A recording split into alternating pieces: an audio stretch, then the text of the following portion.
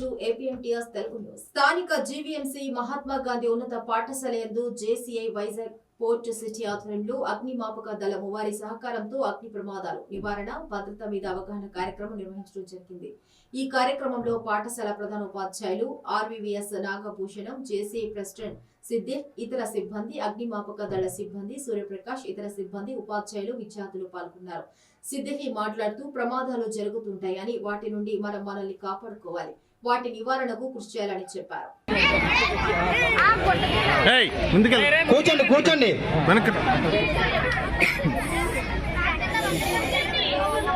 పెద్దది పెట్టి తర్వాత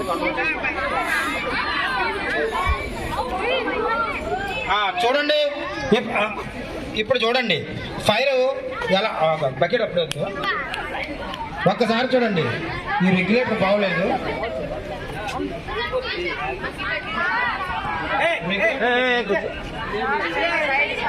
ఓకే చూడండి, ఫైర్ అవుతుంది.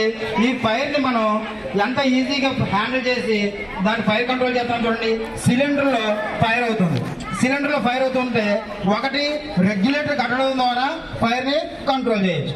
రెండోది అదే సిలిండర్ ని రెగ్యులేటర్ కట్టకుండా కూడా ఎలా కట్ చేయొచ్చు, ఇలాగని చూడండి. అయిపోయిందా? అంతే, మరి ఏమీ కాదు. ఇప్పుడు ఏం చేసాము, ముందు నుంచి వెళ్ళలేదు. మీరు గమనించాలి, పాయింట్లు బాగా క్యాచ్ చేసుకోవాలి. ఫైర్ అవుతుంది కదా అని చెప్పేసి ముందుకు వచ్చి ఇలా ఆపకండి, సినిమా కనబడుతుంది. ఇలా సైడ్ ఉండి ఈ ఫైర్కి అభిముఖంగా అంటే వ్యతిరేక దిశలో ఉండి సిలిండర్ పక్కన ఈ పాయింట్ ఉంది కదా, ఈ పాయింట్ నుంచి వస్తున్న సందర్భంలో దాన్ని పక్క నుంచి దీన్ని ఆనుకొని ఇలాగా వేలుతో ఆపితే ఫైర్ కంట్రోల్ అయిపోతే వెంటనే రెగ్యులేటర్ ఆఫ్ చేయొచ్చు. కూర్చోండి అందరికీ కనబడుతుంది, కూర్చోండి. అది ఒక పద్ధతి. రెండో పద్ధతి, అది దయచేసి పిల్లలు మీరు ఎవరు ప్రయత్నాలు అయితే చెయ్యొద్దు. ఇప్పుడు రెండో పద్ధతి, ఇప్పుడు చూడండి ఇలాగా ఫైర్ అయిపోతుంది. ఇలా ఫైర్ అయిపోతూ ఉంటే మనం ఏం చేస్తామంటే బకెట్, ప్లాస్టిక్ బకెట్ ఆర్ ఇనప బకెట్, సిల్వర్ బకెట్, దాన్ని ఉపయోగించి కూడా ఫైర్ని కంట్రోల్ చేయొచ్చు. చూడండి, ఆక్సిజన్ కట్ చేస్తున్నాం అంతే. ఓకే, క్యారియర్ చూసారా, అయిపోయింది. వెంటనే కంట్రోల్, రెగ్యులేటర్ కట్ అయిపోయింది. అలాగే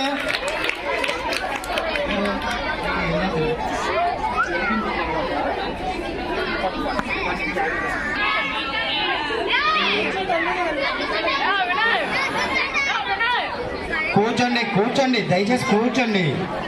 అన్నీ మీకోసమే, మీకు ఎక్స్ప్లెయిన్ చేయడం కోసమే. చూడండి, ఇలా ఫైర్ అవుతుందా, అభిముఖంగా అంటే వెనక వైపు మాత్రమే ఉండాలి సుమా. మనం ఎట్టి పరిస్థితుల్లో అలా ఉండకూడదు.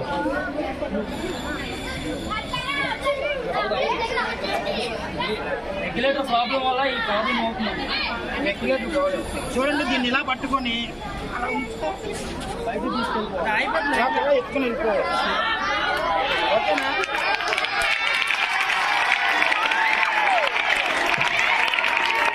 కాలు చూడండి, ఈ రైట్ లెగ్ ఇతనికి బ్రేక్ అయింది. ఆ రైట్ లెగ్ తీసుకొని ఈ హెల్ప్ చేసినటువంటి ఫ్రెండ్ అతనికి అతని లెగ్తో ట్యాగ్ చేశాడు. ట్యాగ్ చేయక అంటే కట్టేసి అతని చేతిని ఇతని భుజం మీద పెట్టుకొని నడిపించుకుంటూ ఎలా తీసుకెళ్తున్నాడు చూడండి. పర్లేదు, ఇలాగే పర్లేదు. ఓకే, చూడండి ఏ విధంగా తీసుకెళ్తున్నాడు. అతనికి ప్రమాదం లేకుండా అవలీలగా బయటకు తీసుకున్నప్పుడు మనం ఎత్తుకొని ఆ మాదిరిలో ఇతన్ని ఎక్కించుకొని చూడండి. ఆ మాదిరి నమ్మకూడదు. చూడండి, ఇతనికి వెనక భాగాన బ్లీడింగ్ అవుతుంది, అదే ప్రమాదం జరిగింది. ఇలాంటి సందర్భంలో ఇతన్ని తీసుకొని హాస్పిటల్కి కానీ పేరెంట్స్ దగ్గరికి కానీ హ్యాండ్ అవుట్ చేయడంతో ఇలా తీసుకుని అర్థం జరుగుతుంది. తర్వాత పికప్ బ్యాక్, దీన్ని పికప్ బ్యాక్ వెనక. ఇప్పుడు ముందర భాగం ఏమన్నా దెబ్బ తగిలినప్పుడు కానీ లేదా గర్భిణీ స్త్రీలు ఏదైనా అస్వస్థతకి గురైనప్పుడు నమ్మడానికి ఏమీ లేదు ఇందులో, తెలుసుకోవాల్సిన సందర్భం. ఇప్పుడు ప్రమాదంలో ఒక డెలివరీ అమ్మాయి బాగా పేరుతో అస్వస్థతకు గురైంది. అలాంటి సందర్భంలో ఇలా పిక్కే బ్యాగ్ మెథడ్ ద్వారా ఆవిడని సేవ్ చేస్తాం. తర్వాత అదే బ్యాగ్ బాగా డ్యామేజ్ అయినప్పుడు ఫ్రంట్ పార్ట్లో ఎక్కడైనా రిప్స్లో అంటే పక్క దుమ్ములు బ్రేక్ అయినప్పుడు సందర్భంలో ఆ మెథడ్స్ ఉపయోగిస్తాం. తర్వాత చూడండి, డెలివరీ స్త్రీలు అని చెప్పాం కదా, కొద్దిగా ఆ మాత్రం ఈ మాత్రంగా ఉంటే ఈ విధంగా కూడా క్యారీ చేస్తాం. ఎందుకంటే లోపల ఉన్న బేబీకి డ్యామేజ్ అవ్వకుండా ఉండడం కోసం, డ్యామేజ్ అవ్వకుండా ఈ విధంగా చంటి పిల్లని ఎత్తుకున్నప్పుడు ఎత్తుకొని తీసుకుని వెళ్ళి హ్యాండ్ ఓవర్ చేయడం జరుగుతుంది. మేము చేసేటటువంటి అతి ముఖ్యమైన మెథడ్ ఇది ఎప్పుడు చేస్తామంటే ఆ యొక్క వ్యక్తి వాటర్ ఎక్కువ తాగేసి జలపాతాల్లోని అట్లు మునిగిపోయి వాళ్ళు బాగా అస్వస్థతకు గురైపోయి చాలా ప్రమాదంలో ఉండేటప్పుడు ఆ వ్యక్తిని ఎంత బరువునా సరే స్పృహ కోల్పోయిన వ్యక్తిని ఈ విధంగా క్యారీ చేసి తీసుకుని వెళ్ళడం జరుగుతుంది. చూడండి, హాస్పిటల్ కానీ ఎంత దూరమైనా సరే అలాగా ఈజీగా మేము చేసే అత్యంత ముఖ్యమైన method fire man lift. Okay, double hand method. Double hand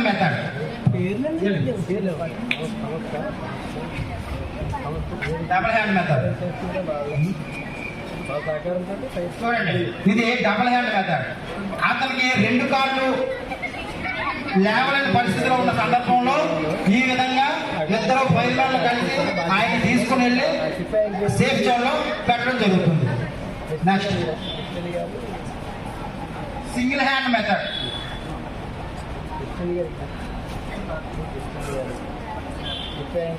okay, ఇది సింగిల్ హ్యాండ్ మెథడ్.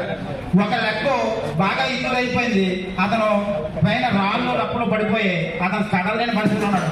ఆ కాళ్ళకి కూడా ఇటువైపు కూడా కదలనివ్వకుండా చాలా జాగ్రత్తగా తీసుకొని వెళ్ళి మెడికల్ డిపార్ట్మెంట్కి హ్యాండ్ ఓవర్ చేయడం జరుగుతుంది. ఫర్ ఎగ్జాంపుల్ బాంబ్ బ్లాస్ట్ అవుతుంది.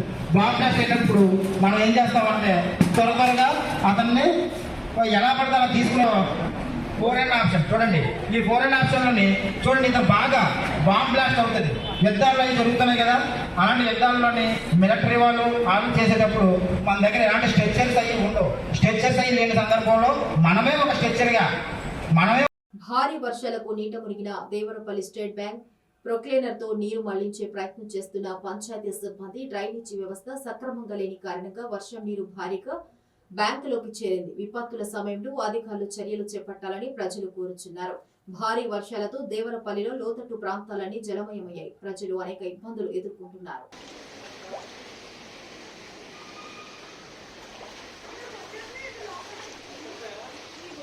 లోపలికి కూడా వెళ్ళిపోయినాయి సార్.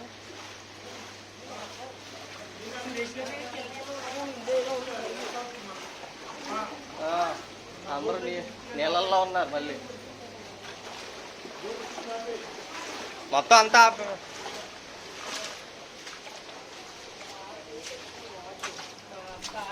వాటర్ వచ్చింది బయట అయితే మొక్కల్లోకి వచ్చేసింది కానీ నేను లోపల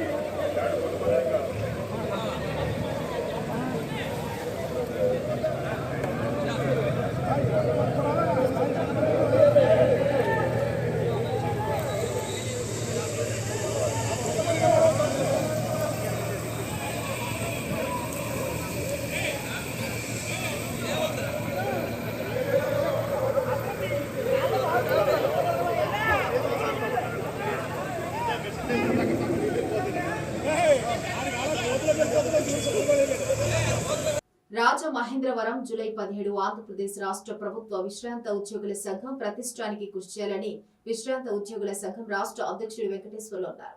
బుధవారం రాజమండ్రి ప్రకాష్ నగర్లోని ధర్మంచర కమిటీ హాల్లో విశ్రాంతి ఉద్యోగుల 49వ వార్షిక సర్వసభ సమావేశం కేజీకే మూర్తి అధ్యక్షతన రాజమండ్రి శాఖ ఆధ్వర్యంలో జరిగింది. ఈ సందర్భంగా విశ్రాంత ఉద్యోగుల రాజమండ్రి నగర నూతన కమిటీ ప్రమాణ స్వీకారోత్సవం జరిగింది. ఈ కార్యక్రమానికి ముఖ్య అతిథిగా ఆంధ్రప్రదేశ్ రాష్ట్ర ప్రభుత్వ విశ్రాంత ఉద్యోగుల సంఘం రాష్ట్ర అధ్యక్షులు వెంకటేశ్వర్లు హాజరయ్యారు. యువకులు రాష్ట్ర సంఘం తరఫున రాష్ట్ర సంఘ అధ్యక్షులుగా ఈరోజు మనం ఈ కార్యక్రమం జరుపుకోవడానికి ఒక ముఖ్య ఉద్దేశం ఉంది. ఇదివరలో ఈస్ట్ గోదావరి డిస్ట్రిక్ట్ 30 తాలూకా యూనిట్లతోటి రాష్ట్ర తాలూకా యూనిట్ల నుంచి సపోర్ట్ రాకపోతే జిల్లా నడవదు. కానీ మాకు ఇక్కడ అర్థమైంది ఏంటంటే టౌన్లో ఇంతమంది మన మెంబర్స్ ఉన్నారు కాబట్టి టౌన్ యూనిట్ అవసరమని వాడు చెప్పిన దాన్ని బట్టి మేము ఇక్కడ ఉన్న మెంబర్స్ని బట్టి ఇక్కడ ఉన్న 6,000 పెన్షన్లో 3,100 మంది మన దగ్గర మెంబర్స్గా చేరారు. అంటే ఇంకా 3,000 మంది మన పెన్షనర్స్ మెంబర్స్ చేరకుండా ఉన్నారు. ముఖ్యంగా ఈ సభాముఖంగా వేదిక మీద ఉన్న కార్యవర్గ సభ్యులకు కానీ వేదిక ముందు ఉన్న మన తోటి పెన్షన్లందరూ కూడా ఒకటే రిక్వెస్ట్ చేయడం, 6,000 మంది ఉన్నారంటే కనీసం మనం 4,000-5,000 మంది అన్న మన మెంబర్స్గా చేర్చుకోకపోతే ఒక జిల్లా కానీ యూనిట్ కానీ నడవాలంటే మన మెంబర్షిప్ అవసరం. తోటి పెన్షన్లు మనం రిక్వెస్ట్ చేయడమే ఏంటి, వాళ్ళకి ఏదైనా ఇబ్బందులు ఉంటే అసోసియేషన్కి వెళ్ళాలని తెలియదు, వాళ్ళందరూ కూడా ఎడ్యుకేట్ చేసి మెంబర్షిప్ చేర్చుకొని వాళ్ళకి కావాల్సిన సదుపాయాలు మనం చేయగలిగితే అప్పుడే మన అసోసియేషన్ యొక్క విలువ వాల్యూ ఎక్కువ అవుతుంది. కాబట్టి ఈ క్రమంలో మీ అందరి రిక్వెస్ట్ ఒకటే, పెన్షనర్స్ మెంబర్స్ పెంచండి, మన సహాయ సహకారాలు అందిద్దాం. ఆ క్రమంలోనే ఇక్కడ టౌన్ యూనిట్ ఒక గొప్ప ఇదేంటంటే ఇంత సివిలైజ్ అయ్యి ఇంతమంది మెంబర్స్ ఉన్న యూనిట్లో పెన్షన్ హోమ్ లేదు. మనం ఒక మీటింగ్ పెట్టుకోవాలంటే ఇలాంటి హాల్లో పెట్టుకోవాలి, లేకపోతే ఎవరన్నా రిక్వెస్ట్ చేయాలి. మేము అదే అడిగాము. టౌన్ జిల్లాల్లో ప్రతి జిల్లాకి పెన్షన్ హోమ్ ఉంది, తాలూకాలో ఉంది, మీరు ఎందుకు లేదు అని ఫస్ట్ నుంచి అడుగుతానన్నాం. కానీ ఇక్కడే పెట్టుకున్నామండి, వాళ్ళు సహకరిస్తున్నారని చెప్పడం జరిగింది. కానీ ఈ టౌన్ యూనిట్కి ఎప్పుడైతే అడిగారో మీరు ముందు మన పెన్షన్ హోమ్ స్థలం సంపాదించండి, తర్వాత యూనిట్ ఇచ్చే బాధ్యత మేము తీసుకుంటాం అని చెప్పడం. ఆ క్రమంలోనే ఇక్కడున్న జిల్లాపాడి ఇక్కడ ముఖ్యమైన పెన్షనర్ అసోసియేషన్ నాయకులు, ముఖ్యంగా సంజీవరావు గారు, వాళ్ళ కొలీగ్స్, అలాగే జగన్నాథరావు గారు, రామలింగేశ్వరరావు గారు, వీళ్ళంతా కూడా ఆ సపోర్ట్ తోటి మనకి కలెక్టర్ గారిని కలవటం. కానీ ఇక్కడ ఏంటంటే వీళ్ళకి తెలిసిన ఎక్కువ స్థలం సంపాదించాలనే ఉద్దేశంతో ఎక్కువగా 350 గజాలు 340 గజాలు ఆడటం జరిగింది. రాజమహేంద్రవరం ప్రతిష్టాత్మక ఆర్యాపురం కోఆపరేటివ్ అర్బన్ బ్యాంకు పాలకవర్గ ఎన్నికల్లో చల్లా శంకరరావు ప్యానెల్ను గెలిపించాలని ఎమ్మెల్యే ఆదిరెడ్డి వాసు విజ్ఞప్తి చేశారు. చల్లా బెల్ట్ విజయాన్ని కాంక్షిస్తూ స్థానిక 38-40 డివిజన్లో గురువారం ఎమ్మెల్యే ఆదిరెడ్డి వాసు ప్రచారం నిర్వహించారు. చైర్మన్ అభ్యర్థి చల్లా శంకరరావు 38వ ward TDP incharge Aryapuram bank director అభ్యర్థి గుడ్డిగా రవి కొండలరావుతో కలిసి ఆయన ఇంటింటి ప్రచారం చేశారు. ఆర్యాపురం బ్యాంకులో సభ్యత్వం ఉన్న వారేళ్లకు వెళ్లిన ఎమ్మెల్యే వాసు ఆ బ్యాంకు అభివృద్ధి కోసం, ఖాతాదారుల శ్రేయస్సు కోసం చల్లా ప్యానెల్లోని అభ్యర్థులకు ఓట్లు వేసి గెలిపించాలని కోరారు. గతంలో చైర్మన్ గా చేసిన తమ పెదనాన్న చల్లా శంకరరావు బ్యాంకు పురోభివృద్ధికి కృషి చేశారని గుర్తు చేశారు. సభాధ్యక్షులు రవి గారికి, అలాగే ఈనాటి కార్యక్రమం యొక్క ముఖ్య ఉద్దేశం ఆర్యాపురం కోఆపరేటివ్ బ్యాంక్ ఎలక్షన్స్. ఆ ఎన్నికల్లో ఎన్డీఏ కూటమి చైర్మన్ అభ్యర్థిగా పోటీ చేస్తున్న శంకర్రావు గారికి, వారి యొక్క డైరెక్టర్లకు, వేదిక పైన ఉన్న ఇతర పెద్దలకు, విచ్చేసిన వార్డు ప్రజానికానికి అందరికీ కూడా నమస్కారాలు, మీడియా వారికి కూడా నమస్కారాలు తెలియజేస్తా ఉన్నాం. ఏదైతే ఎన్నికలప్పుడు హామీ ఇచ్చున్నామో ఆ హామీకి కట్టుబడి పెన్షన్ పెంచేస్తామన్నాం. వారి మాదిరిగా 1000 రూపాయలు పెంచుకుంటూ పోతానంటే ప్రతి సంవత్సరం 250 కాదు, పెంచుతాము అని అంటే ఒక్కసారి పెంచి చూపించిన ఘనత ఎన్డీఏ కూటమిదని సందర్భంగా మీకు తెలియజేస్తా ఉన్నాం. ఇసుక ఉచితంగా ఇస్తామని చెప్పాం. దానికి అనుగుణంగా ఉచితంగా ఇసుక ఇచ్చి రాష్ట్రానికి వచ్చే రాబడిని కూడా వదులుకున్న ఘనత ఎన్డీఏ కూటమిదని మీకు ఈ సందర్భంగా తెలియజేస్తాను. ఇది చిన్న విషయం కాదు. అత్యధిక రాబడి ఇసుక, రాబడిని ప్రజల కోసం వదులుకోవడం అన్నది చిన్న విషయం కాదు. అదే వైసీపీ వాళ్ళు చూడండి, దోచుకున్నారు ఇసుకని, కానీ ఇక్కడ ప్రజలకి ఉచితంగా ఇద్దామని అనుకుంటా ఉన్నాం. అలాగే ఇచ్చిన హామీలు ఇంకొకటి, వచ్చే ఆగస్టు 15న గారికి మరి గతంలో కూడా మనం అనుకున్నాం సన్మానం చేయాలని, కానీ ఆయన అంగీకరించలేదు. మరి ఇప్పుడు ఈ రోజున ఆర్యాపురం బ్యాంకు ఎలక్షన్స్ జరుగుతూ ఉన్నాయి. దాని గురించి మీతో మాట్లాడడానికి మా యొక్క ప్యానల్ని కోఆపరేట్ చేయమని మిమ్మల్ని అడగడానికి వాసు గారు మేము ఎందుకు వచ్చున్నారు. మరి ఈరోజు మొట్టమొదటిసారిగా ఆయన ఎమ్మెల్యే హోదాలో ఇక్కడికి వచ్చున్నారు కనుక సన్మానాలు ఎవరు అంగీకరించలేదు. అందు గురించి దానిలో భాగంగా ట్రెండ్ మార్చాలనేటటువంటి ఉద్దేశంతో సేవా కార్యక్రమాలకు ప్రోత్సహించే విధంగా మరి మన వార్డులకు సంబంధించినటువంటి కొంతమందిని ఇక్కడ సెలెక్ట్ చేయడం జరిగింది. గోపాలకృష్ణ గారు ఎవరెవరైనా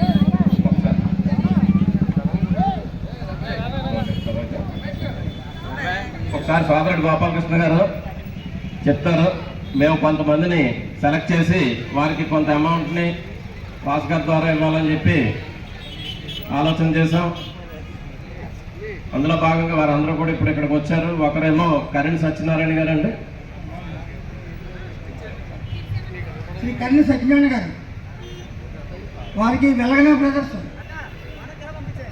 సత్యనారాయణ గారు ఇక్కడ సీనియర్ కార్యకర్తగా ఉన్నారు, పెద్ద ఆయన. మరి ఇటీవల ఆయన హెల్త్ పాడయ్యి కొంచెం ఆరోగ్యరీత్యా బాధపడుతున్నారు. అందుకని వారిని వాసు గారి చేతుల మీదుగా వారికి సత్యనారాయణ గారు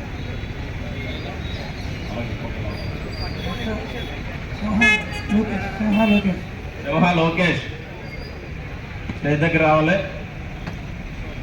ఈ అబ్బాయి మంచి మార్కులతో 10th క్లాస్ ఉత్తీర్ణత సాధించాడు. అలాగే ఇంటర్లోకి వెళ్తున్నాడు. ఇతను కూడా ప్రోత్సహించాలనే ఉద్దేశంతో కరణ్ సత్యనారాయణ గారు, వాసు గారు చైర్మన్ గారి చేతుల మీదుగా వారికి ప్రభు గారు కూడా ఎవరికి రావాలి.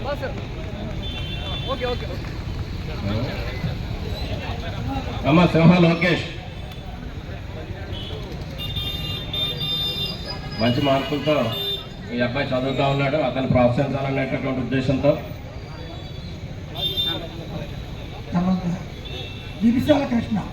గిరిశాల కృష్ణ గారు, ఈయన కూడా సీనియర్ మోస్ట్ కార్యకర్త ఉంది.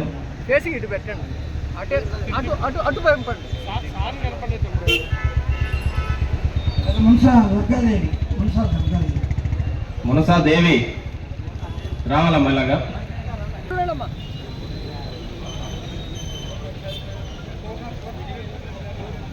ఇంకో దురదృష్టకర సంగతి ఏంటంటే మనకి ఇక్కడ ఆర్పీగా పనిచేస్తున్నటువంటి పూర్ణ అనేటువంటి, అలాగే సిరి తరపున ఎవరున్నారు ఒకసారి రావాలి పైకి. సిరి తరపున అమ్మ సైతం లక్ష్మి ఎవరు రండి అమ్మ.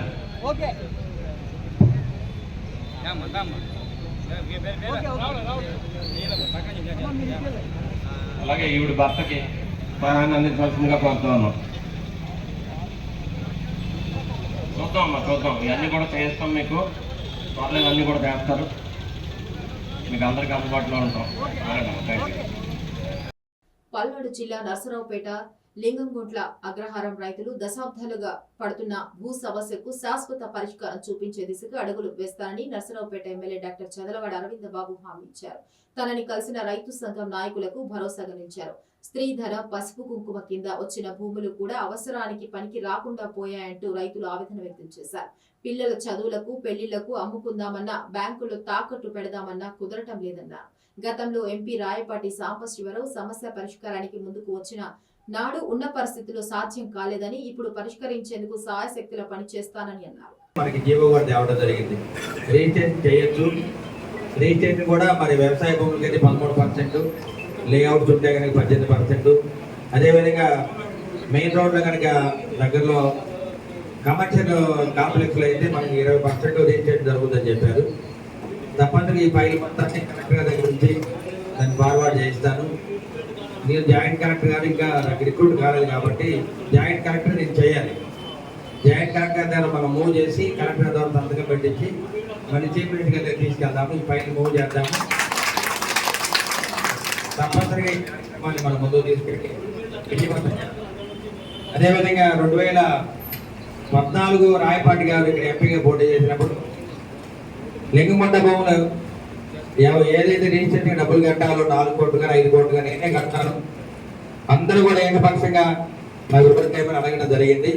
అప్పుడు కూడా మనకి ఏకాభిప్రాయం కుదరలేదు కాబట్టి వారు డ్రాప్ అవడం జరిగింది. అంటే ఒకసారి మనం ఒక సెటిల్మెంట్ చేద్దామని ఆ రోజు అనుకున్నాం. ఎందుకంటే గ్రామస్తులు మరి పేద రైతులు ఉంటారు, ఈ రిజిస్ట్రేషన్ చేయడానికి ఛార్జీలు ఉంటే లేవు, కట్టలేదేమో అనుమానంతో ఆ రోజు మనం మాట్లాడడం జరిగింది. తెలుగు రాష్ట్రాల్లో ఎడతెరిపి లేకుండా వర్షాలు కురుస్తున్నాయి. 2 రోజులుగా గ్యాప్ లేకుండా వరుణుడు దంచి కొడుతున్నాడు. దీంతో ఏపీలోని పలు ప్రాంతాల్లో ప్రజల రాకపోకలకు తీవ్ర అంతరాయం ఏర్పడింది. రాష్ట్రంలో కురుస్తున్న వర్షాలకు తోడు ఎగువ ప్రాంతాల నుంచి భారీగా వరద నీరు గోదావరి నదికి వస్తుంది. దీంతో గోదావరి నది ఉగ్రరూపం దాల్చుతుంది. రోజు రోజుకు గోదావరి నీటి మట్టం పెరుగుతుండటంతో డాక్టర్ బిఆర్ అంబేద్కర్ కోనసీమ జిల్లాల పి గన్నవరం మండలం గంటి పెదపూడిలో నదిపాయకు వేసిన తాత్కాలిక గట్టు తెగిపోయింది. ఈ గట్టు తెగిపోవడంతో గంటి పెదపూడి, బురుగులంక, అరిగెల వారిపాలెం, ఉడిముడి లంక గ్రామాల మధ్య రాకపోకలు దాదాపు నిలిచిపోయాయి.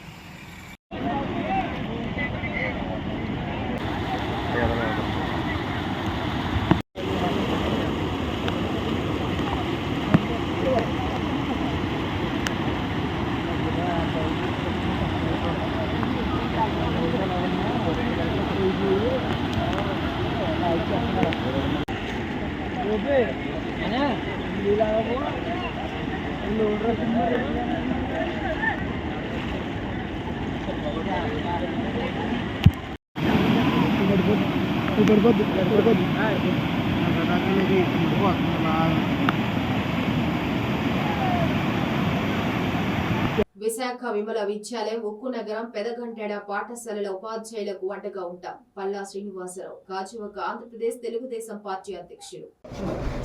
అందరికీ నమస్కారం అండి.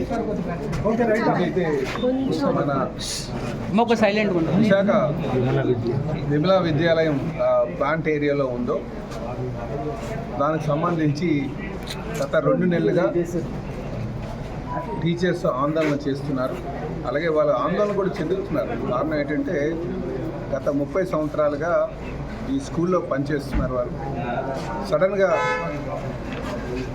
వాళ్ళని ఆపి మేము మీకు శాలరీస్ కంటిన్యూ చేయలేము అని వాళ్ళు ఎప్పుడైతే డిఆర్సిస్ వారు చెప్పారో, ఫాదర్ వాళ్ళు చెప్పారో, వాళ్ళు దాంతో మరి 30 సంవత్సరాలు పనిచేసిన తర్వాత మనం రోడ్డు మీద పెట్టడం కరెక్ట్ కాదని చెప్పేసి వాళ్ళు ఆందోళన చెందుతున్నారు.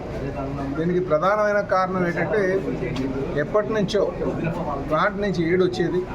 ప్లాంట్ ఆర్థిక పరిస్థితి బాగోకపోవడం వల్ల వాళ్ళకి ఆ ఏడు ఇవ్వకపోవడం వల్ల ఆ ఏడుని మేము భరించలేము, డిఎస్ఎస్ వారు భరించలేము, మాదంతా ఇదంతా కూడా ఒక సబ్సిడీ మీద, పూర్తి సబ్సిడీ మీద ఫ్రీ ఎడ్యుకేషన్ అందిస్తున్నాం అని చెప్పేసి వాళ్ళ ఫాదరాలు ఇదే వాళ్ళ ఇనేబిలిటీని, వాళ్ళ నిస్సహాయస్థితిని వాళ్ళకి వ్యక్తం చేస్తున్నారు. అయితే నేను మేనేజ్మెంట్తో మాట్లాడి వాళ్ళకి 1 year, ప్రస్తుతానికి 1 year ఏడు ఇచ్చేటట్టుగా కంటిన్యూ చేయమని చెప్పేసి చెప్పిన తర్వాత సిఎండి గారు దానికి వారు ఏడు ఇవ్వడం జరిగింది 1 yearకి. అయితే రేపు మళ్ళీ ప్లాంట్ బలోపేత పడుతుంది, అది ఆర్థికంగా కొంచెం నిలదొక్కుంటుంది. అప్పుడు ఖచ్చితంగా మిగతా ఇయర్స్కి వాళ్ళ సర్వీస్ ఉన్నంత వరకు కూడా, ఎందుకంటే ఇది గతంలో స్టేట్ గవర్నమెంట్ వీళ్ళని మేము అబ్జర్వ్ చేసుకుంటాం.